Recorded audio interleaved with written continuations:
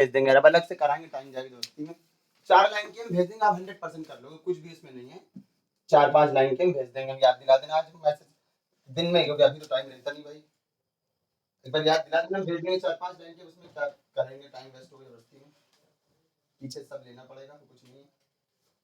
हाँ भाई, चैप्टर है आपका फाइनाइट डायमेंशनल स्पेक्ट्रल थ्योरी, नया चैप्टर जुड़ा इस बार से, फाइनाइट डायमेंशनल स्पेक्ट्रल थ्योरी। ज्यादा नहीं पढ़ना है इसमें, नया चैप्टर जुड़ा है, एक थ्योरम बड़ी इंपॉर्टेंट है, वो उम्मीद है आने की इस बार 100% लगभग आएगी मान लो। फाइनाइट डायमेंशनल स्पेक्ट्रल थ्योरी, ठीक है, न्यू चैप्टर है भाई। तो एक बात ध्यान सुनना भाई, फाइनाइट डायमेंशनल स्पेक्ट्रल थ्योरी बताने से पहले आप कुछ चीजें आपको याद दिला दे जरा भाई, ठीक है। आइगन वैल्यू क्या होती है, आइगन स्पेस क्या होता है, ठीक है, थोड़ा सा आपको याद दिला दे रहे हैं। कुछ डेफिनेशन लिख लो जरा सा भाई, कुछ डेफिनेशन है। क्या है डेफिनेशन? कि let T be an operator, T कोई क्या है, ऑपरेटर है, किस पे, on a Hilbert space H, ठीक है। तो then a scalar lambda is said to be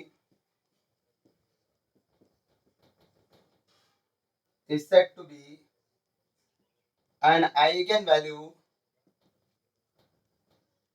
of t if there exists a non-zero vector x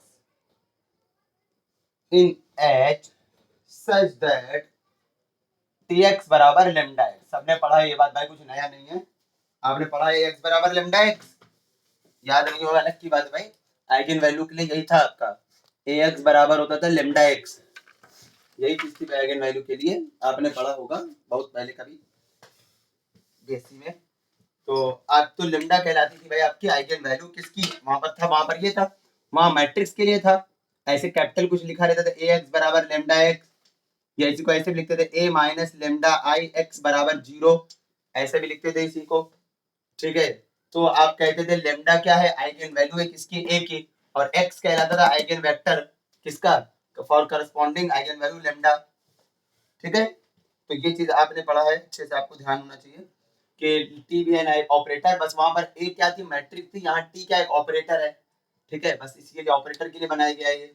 और आप कहोगे कि ये आइगन वैल्यू लेमडा का आइगन वैल्यू है जब ये कंडीशन सेटिस्फाई हो रही है, ठीक है ना, जब ये कंडीशन सेटिस्फाई हो रही हो तो कहोगे आप आइगन वैल्यू है। अच्छा एक बात और, अगर लेमडा आइगन वैल्यू आ गई है, if lambda is an eigen value, अगर लेमडा आइगन वैल्यू है, मतलब ऊपर वाली डेफिनेशन हो गई, पहले सेटिस्फाई हो गई, लेमडा आइगन वैल्यू हो गई है किसकी, ऑफ टी की, अगर लेमडा आइगन वैल्यू हो गई है टी की, तो then any non zero vector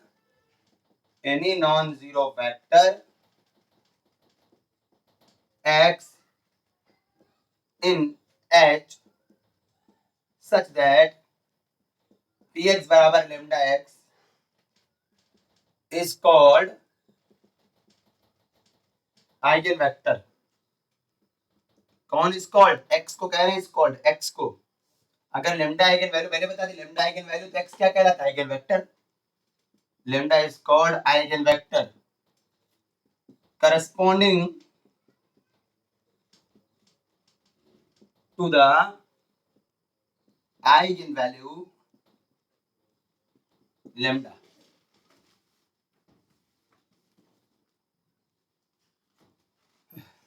to the eigen value lambda, eigen value lambda के लिए आपका ये क्या कहलाता है, आइगन वेक्टर कहलाता है, ठीक है। कौन, आपका x की वैल्यू आइगन वेक्टर कहलाता है, ठीक है। अच्छा एक बात और बता दें आपको, आइगन वेक्टर जिसमें लाई करता है, जिस सेट में आइगन वेक्टर लाई करता है, the set in which eigen vector lies, eigen vector lie करता है,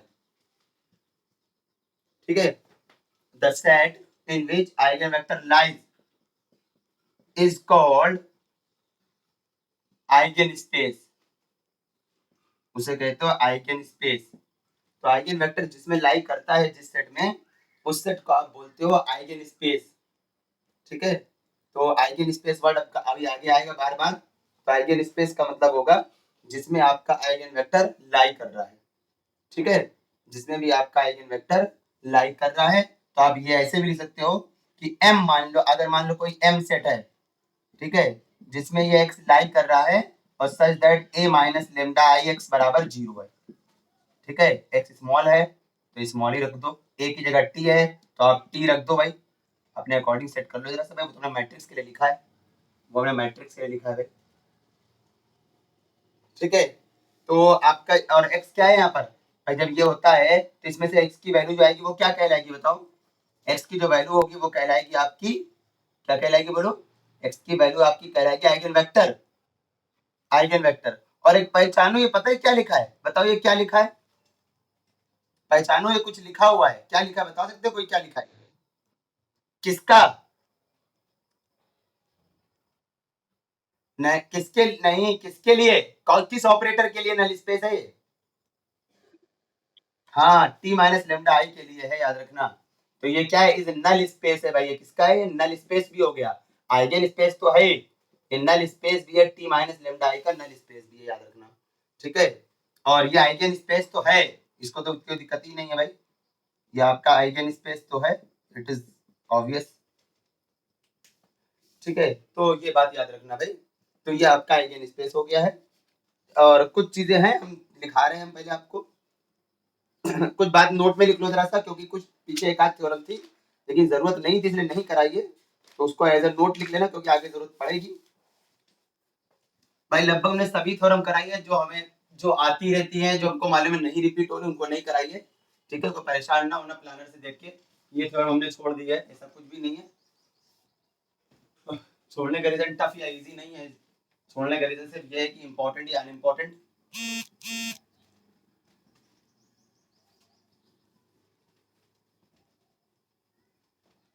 चल,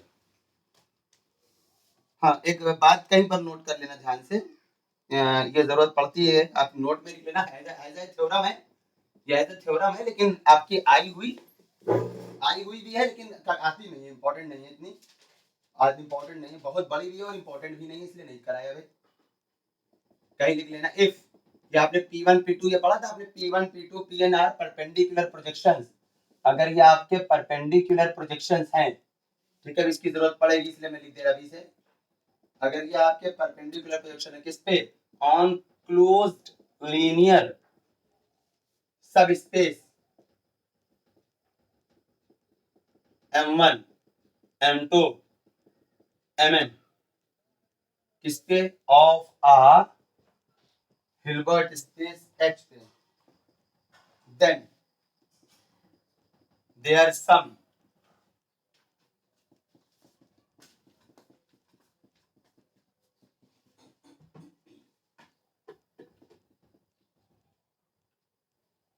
is a perpendicular projection, perpendicular projection if and only if PIs are pairwise orthogonal, pairwise orthogonal, that is pairwise orthogonal का मतलब होता है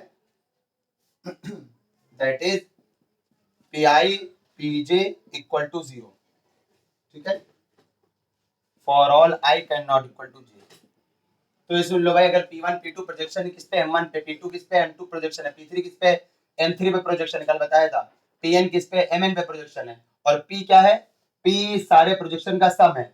ठीक है, तो वो इज अ परपेंडिकुलर प्रोजेक्शन, वो भी परपेंडिकुलर प्रोजेक्शन होता है, P भी परपेंडिकुलर प्रोजेक्शन होता है, ठीक है ना, P भी परपेंडिकुलर प्रोजेक्शन होता है, कब, if and only if PIs are pairwise orthogonal. Pairwise orthogonal का क्या मतलब है कि Pi इंटू पीजे बराबर 0। अब याद रखना, ये मेन बात ये हमको समझानी थी खाली, कि पेयर वाइज ऑर्थोगोनल कई बार लिखा होगा तो इसका मतलब होगा उनका प्रोडक्ट क्या होगा, 0, उनका प्रोडक्ट 0, डिफरेंट वाले का, डिफरेंट वाले का। ठीक है, ये बात याद रखना। चलो, और एक बात और भी याद रखना, and in this, in the case and in this case एक बात और याद रखना, इन दिस केस P जो होता है P इज प्रोजेक्शन होता है किस पे, ऑन M पे, जहां पर M क्या होता है, इनका सम।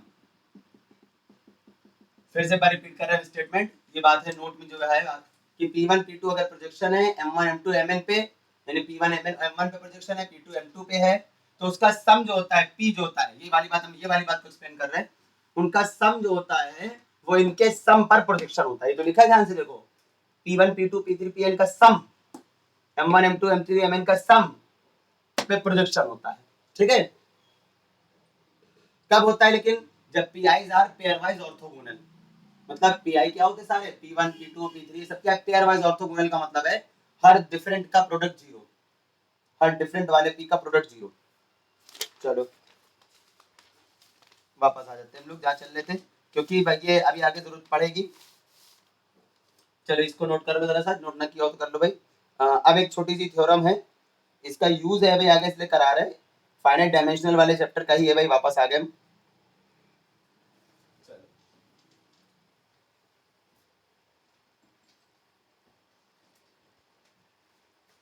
क्या है थ्योरम, थ्योरम ये है कि if T is a normal operator, if T is a normal operator, इसमें ये नहीं कह सकते कब आया है क्योंकि कुछ भी नहीं आया हुआ है, क्योंकि फर्स्ट टाइम चैप्टर जुड़ा हुआ है, on a Hilbert space H, तो then the eigen spaces of T are pairwise orthogonal.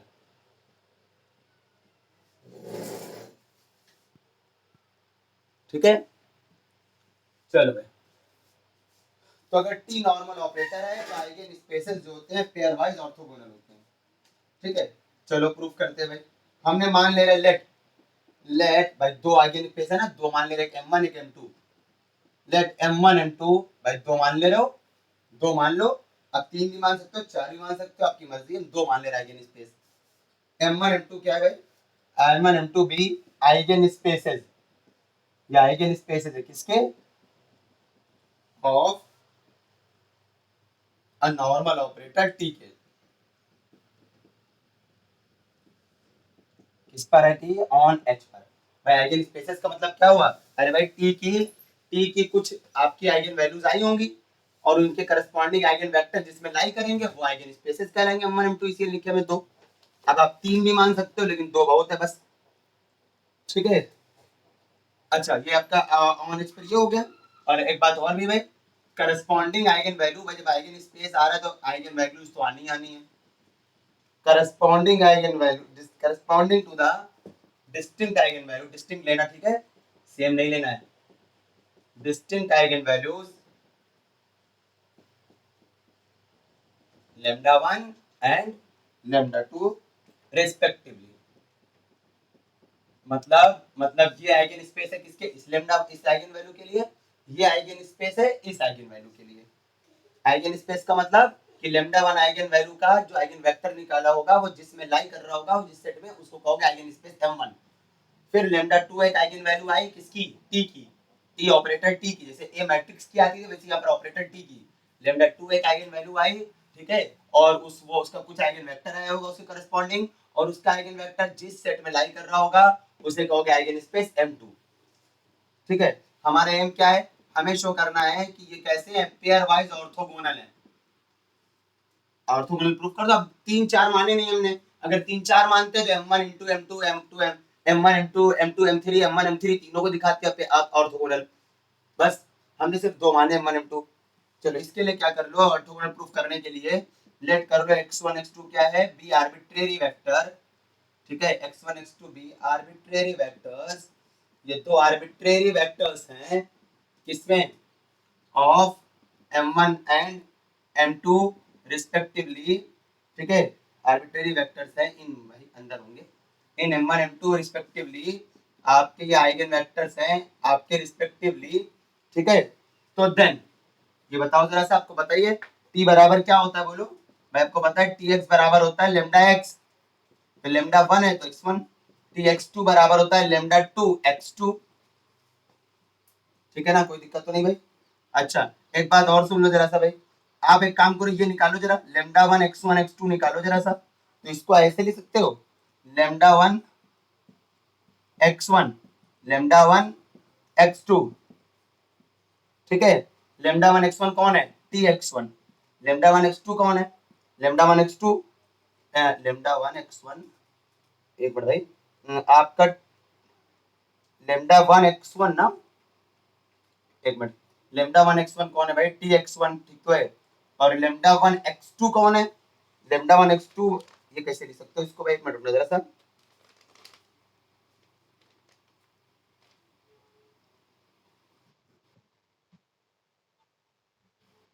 अरे हाँ भाई, तो गड़बड़ी कर दी हमने। अरे सही बात है भाई, सॉरी।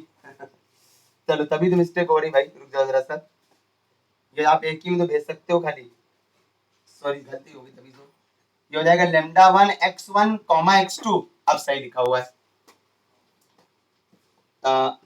एक मिनट रुकना है जरा, लेमडा 1 x1 तो हो जाएगा tx1। हाँ अब ठीक है, वही मिस्टेक हो रही थोड़ी सी, सॉरी। चल लेमडा 1 x1 कितना हो जाएगा, tx1, और ये कॉमा लिखा हुआ है x2 ऐसी भाई, इसको लिख दोगे x1 comma t prime x2, ये जानते हो, बात बताने की जरूरत नहीं भाई। ठीक है, x1 comma t prime x2।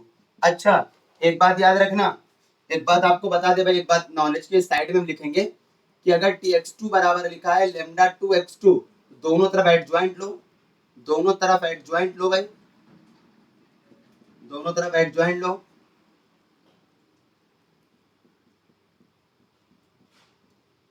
ये हो जाएगा टी प्राइम x2, x2 का कोई प्राइम नहीं, x2 का एडजॉइंट x2 रहता है भाई। और यहाँ हो जाएगा लेमडा 2, लेमडा स्केलर, इसका एडजॉइंट होता है कॉन्जुगेट, और ये x2 रहेगा। ठीक है, कभी ऐसा आ जाए तो याद रखना, इस तरह से लिखना। ठीक है, तो इसका क्या मतलब हो गया, इसका मतलब ये हो गया कि टी प्राइम x2 क्या हो जाएगा, इसका मतलब हो गया लेमडा 2 क्या हो जाएगा, lambda 2 bar is eigen value of adjoint of T, याद रखना। यानी अगर लेमडा 2 जो है आइगन वैल्यू है किसकी, टी की, तो लेमडा 2 बार जो है वो आइगन वैल्यू होगी टी प्राइम की। टी प्राइम मतलब जानते हो ना, कॉन्जुगेट, सॉरी एडजॉइंट। तो जरा बताओ क्या हो जाएगा, जरा बताना, यहाँ पे कौन हो जाएगा, इसको जगह लिख दोगे लेमडा 2 बार x2, लेमडा 2 बार x2। लेमडा 2 बार को यहाँ बाहर निकाल ले, लेमडा 2 बन जाएगा बाद में ना, बाद में इसलिए।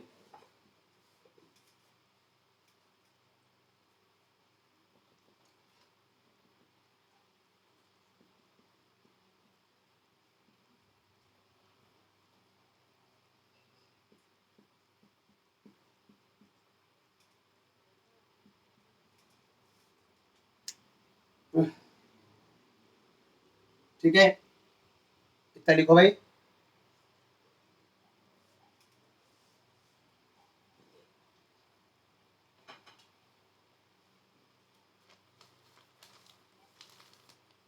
इरेज कर रहे हैं, तो बस समझो प्रूफ हो गया।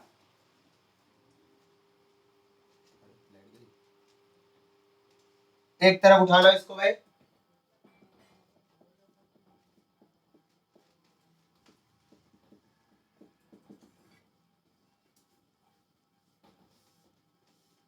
ठीक है, और लेमडा 1 लेमडा 2 तो डिस्टिंक्ट है, सिंस लेमडा 1 एंड लेमडा 2 तो डिस्टिंक्ट है, जब ये डिस्टिंक्ट है इसका मतलब हो गया कि लेमडा 1 लेमडा 2 के बराबर नहीं है।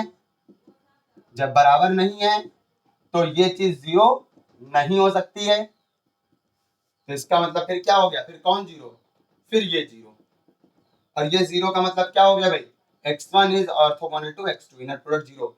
और x1 आर्बिट्रेरी वेक्टर है भाई, आर्बिट्रेरी m1 का, यानी पूरा m1 के सारे एलिमेंट इसका मतलब है, और m2 के सारे एलिमेंट, आर्बिट्रेरी था ना x1 और x2, मतलब m1 के सारे एलिमेंट m2 के सारे एलिमेंट क्या ऑर्थोगोनल है, मतलब पूरा m1 m2 क्या है, ऑर्थोगोनल है। प्रूफ हो गया भाई।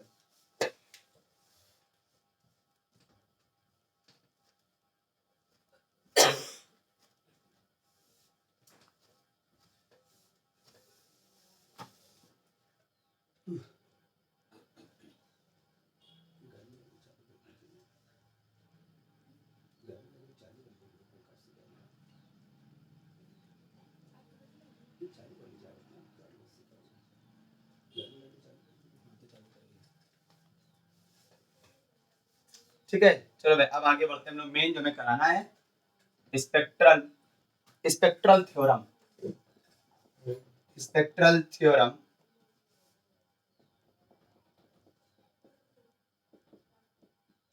भाई ये मान के चलो कि ये 100% एग्जाम में आएगी भाई। शायद ही ऐसा हो, बहुत ही मुश्किल है कि ना आए, तो 100% मान के चलो कि आएगी आएगी एग्जाम में। Let T be an operator, बहुत बड़ी थ्योरम भाई, आज पूरी वजह बहुत अच्छी बात है। On a finite dimensional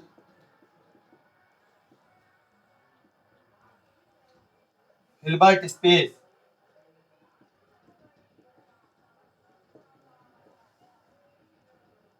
H, let lambda 1, lambda 2, lambda m be the distinct eigenvalues of T. फिर let m1 m2, ये क्या है भाई, be the corresponding eigenspaces। यार सुबह सुबह कैसे चलाया फिर, corresponding eigenspace, be the corresponding eigenspace and let P1 P2 Pm be the projection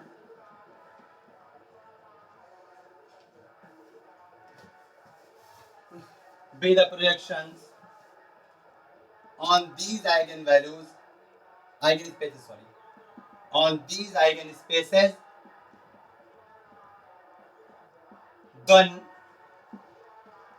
then the following statements are equivalent।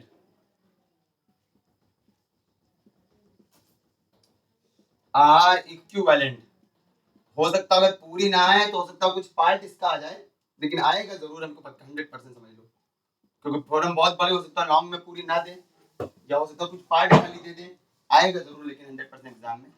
The एमआईज are, MI समझ लो ना, m1 m2, MIs are pairwise orthogonal and span h। अगला the PIs are pairwise orthogonal, PIs are pairwise orthogonal, और P बरा या और क्या कह रहा है साथ में, P1 plus P2 plus P3 PM, इन सब का सम I होगा, एंड T जो होगा वो होगा lambda 1 P1, lambda 2 P2, lambda n PM।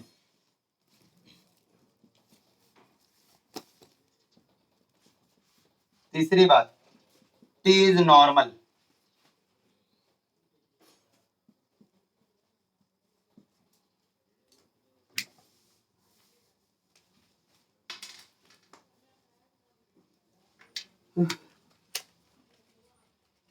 तो ये आपकी पूरी थ्योरम भाई।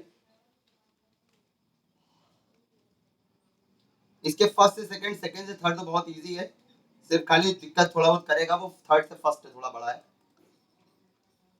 मतलब बड़ा सभी है लेकिन टफ नहीं है।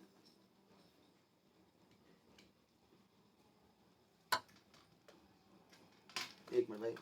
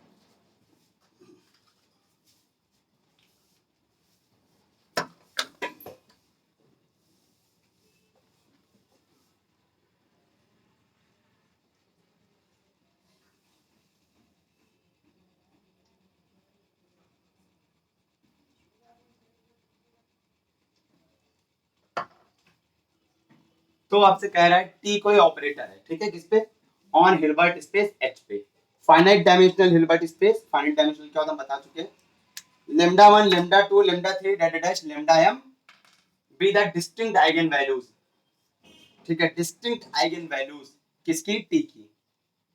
m1 m2 mn क्या है, आइगन स्पेसेस है, corresponding eigen spaces, eigen spaces, ठीक है, स्पेसेस है,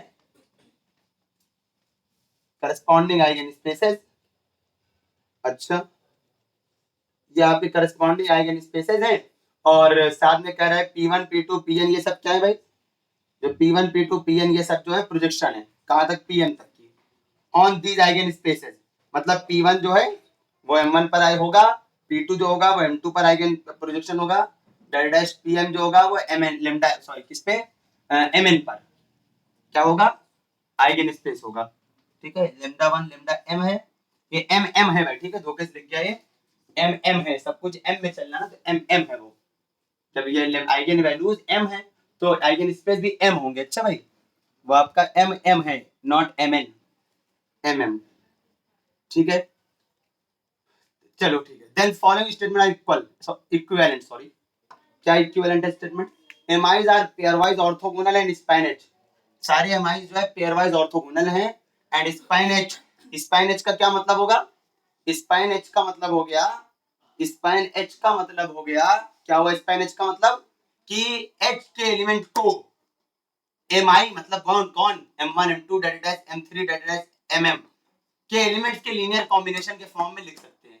स्पाइन एच का मतलब होता है भाई एमाइज स्पाइन एच, इसका मतलब है एच के एलिमेंट को जितने भी एमाइज हैं उनके एलिमेंट्स के लीनियर कॉम्बिनेशन के फॉर्म में लिख सकते होंगे, ठीक है, हम क्या लाना है सब लिख देंगे अभी। फिर अगला, फिर फर्स्ट से सेकंड कह रहा है, सेकंड क्या लाना है, PIs are pairwise orthogonal, PIs are pairwise orthogonal, MIs pairwise orthogonal दिए हैं, पीआईज को पेयरवाइज ऑर्थोगोनल लाना है आपको, और साथ में ये भी लाना है P1 से PM तक का सम I है, और बाकी ये चीज जो सम है वो T है, और फिर सेकंड से थर्ड लाएंगे आप T इज नॉर्मल। तो चलिए स्टार्ट करते हैं हम लोग, सबसे पहले फर्स्ट से सेकंड, स्क्रीनशॉट नहीं लिया ले लो भाई, वो MM है, ठीक है, नॉट MN, MM।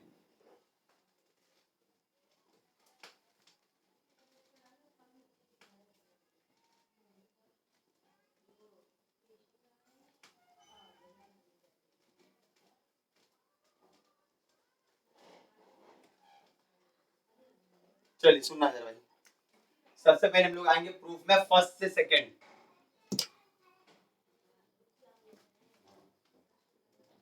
फर्स्ट से सेकंड,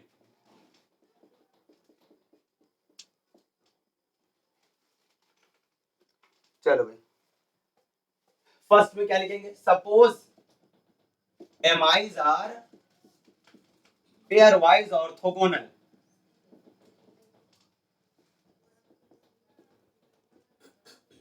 सपोज एमआई क्या है, पेयर वाइज ऑर्थोगोनल है, एंड स्पैन एच, और स्पैन एच, अच्छा इसका क्या मतलब हो गया, स्पैन एच का मतलब क्या हो गया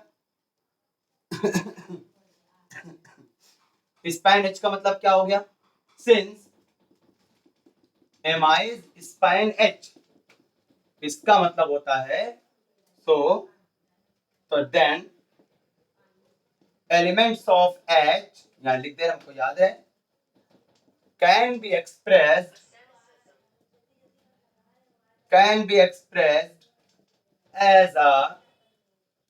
as a linear combination of elements of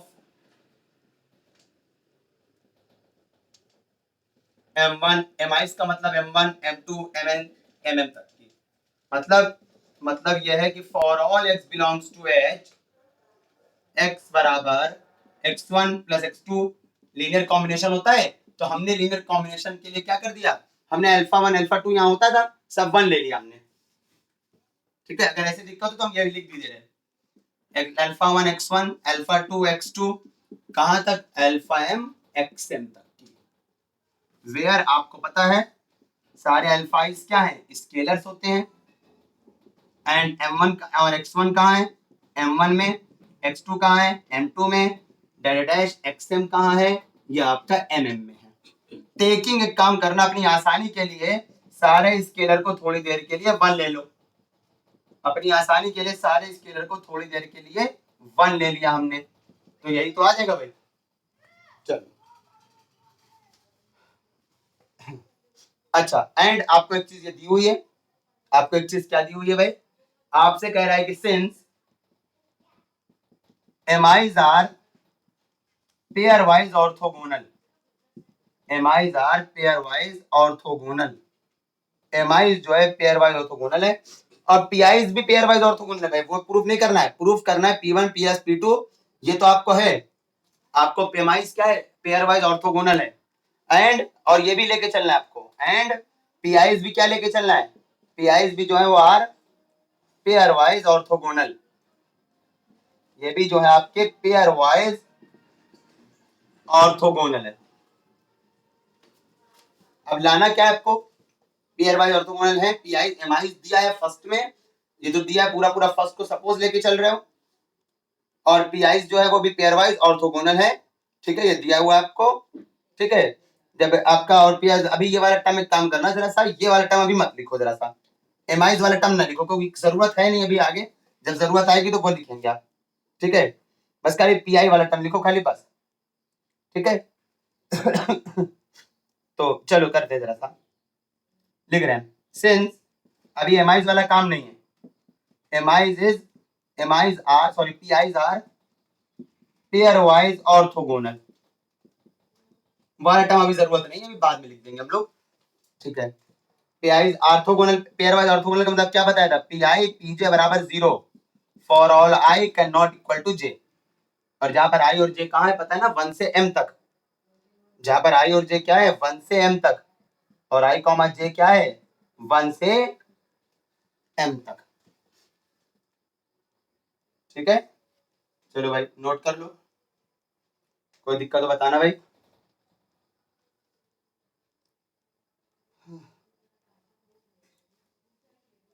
इसको कोई नंबर मानने की जरूरत पड़ेगी, 1 नंबर मान लो इसको,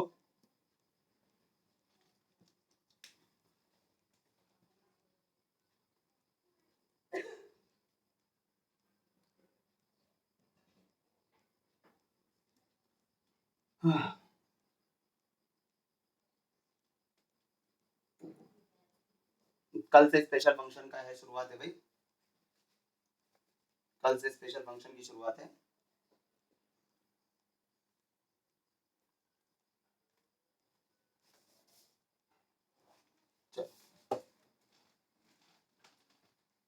अभी एमआई पेयर वाइज ऑर्थोगोनल है, उसका यूज जब करेंगे तब लिख देंगे उसके बारे में, वो तो ऊपर एक बार लिख ही चुके हैं ना, तो दो दो बार बार बार लिखने से क्या फायदा भाई, जब यूज करेंगे तब लिख देंगे उसके बारे में। हाँ तो सुनो भाई, अच्छा पीआई पीजे आपका कितना है 0 है, फिर क्या अगर हमें लेट मान लिया x be are non zero vector, x क्या ले लिया आपने, कोई नॉन जीरो वेक्टर लिया है किसमें, इन एच में, एक्स क्या लिया आपने, एक्स आपने कोई नॉन जीरो वेक्टर लिया है किसमें, एच में, ठीक है। देन एक काम करना, यूजिंग 1 का यूज करते हुए दोनों तरफ पीआई ले लो जरा, दोनों तरफ पीआई ले लो किसमें, 1 में, 1 में दोनों तरफ पीआई ले लो, 1 में दोनों तरफ पीआई ले लो भाई, ले लिया। अच्छा पीआई प्रोजेक्शन हमेशा पीआई का मतलब समझ रहे हो ना, कौन P1 P2 P3 सब होंगे, लेकिन भाई ऐसे अगर हम अलग अलग लिखते हैं बहुत बड़ा हो जाता, तो हमने पीआई के लिए कह दिया है, और सब के लिए हो गया, याद रखना है P1 P2 P3 या P4 होगा, फिर P5 होगा, PM तक की पूरा, पीआई तो एलटी होते हैं ना भाई, आपने पढ़ा है भाई प्रोजेक्शन हमेशा एलटी होता है, तो सब में चला जाएगा अंदर। चलो जो रीजन लिख दो, क्योंकि जितने भी प्रोजेक्शन होते हैं वो क्या होते हैं सब, पीआईज आर एलटी,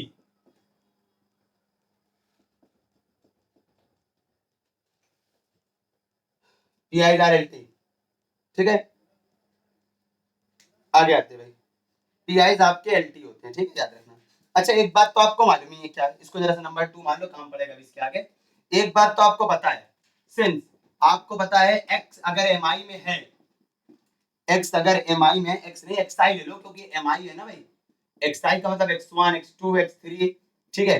अगर एक्सआई एमआई में है और आपको पता है एंड एम आई क्या होता है, एम आई तो रेंज स्पेस होता है, एम आई जो होता है रेंज स्पेस, किसका रेंज स्पेस कल बताया हमने, रेंज स्पेस होता है किसका, पी आई का, पी आई मतलब भाई पी एम वन, भाई बात आगे एम वन पी वन का रेंज स्पेस मान लिया, एम टू क्या होगा पी टू का रेंज स्पेस, कल बताया था हमने बात।